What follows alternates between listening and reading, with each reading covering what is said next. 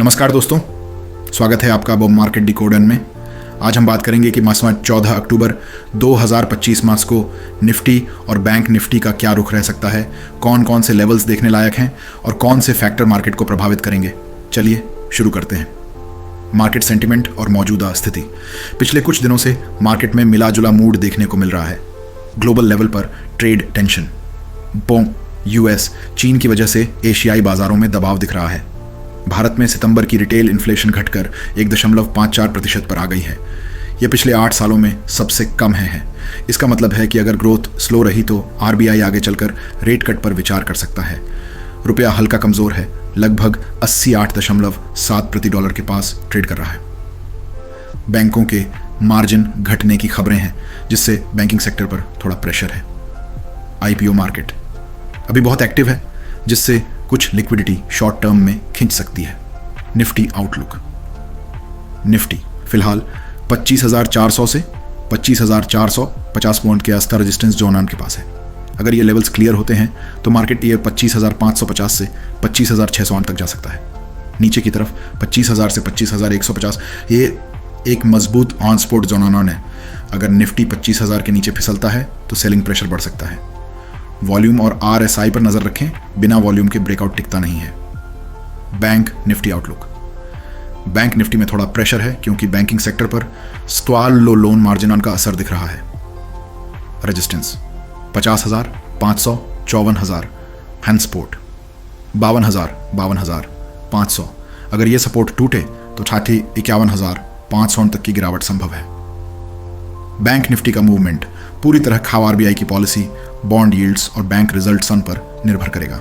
वो फैक्टर्स जो मार्केट को प्रभावित करेंगे, मार्केट की दिशा तय करने में कई अहम फैक्टर भूमिका निभाएंगे। सबसे पहले बात करें आरबीआई की मौद्रिक नीति यानी मुद्रा की नीति की। हाल में महंगाई दर में कमी आई है, जिससे निवेशकों को उम्मीद है कि आने वाले महीनों में आरबीआई ब्याज दरों में कटौती रेट कट पर विचार कर सकता है। अगर ऐसा होता है तो यह मार्केट के लिए सकारात्मक संकेत होगा। दूसरा बड़ा फैक्टर रहेगा इलाहाबाद एफआईआई और डीआईआई का इनफ्लो। विदेशी निवेशक अगर लगातार खरीदारी करते हैं तो मार्केट में लिक्विडिटी बनी रहती है और सेंटीमेंट पॉजिटिव रहता है। वहीं अगर एफआईआई बिकवाली करते हैं तो मार्केट में प्रेशर बढ़ सकता है। ग्लोबल क्यूजन भी अब पहले से ज्यादा अहम हो गए हैं। अमेरिका और चीन के बीच चल रहे ट्रेड टेंशन, फेडरल रिजर्व की ब्याज दरों से जुड़ी घोषणाएं और अमेरिकी मार्केट के मूव्स का सीधा असर भारतीय बाजारों पर पड़ता है। अगर ग्लोबल मार्केट कमजोर रहते हैं तो घरेलू निवेशक भी सतर्क रुख अपना सकते हैं। इसके अलावा बैंकिंग सेक्टर के रिजल्ट्स पर भी सभी की नजरें रहेंगी।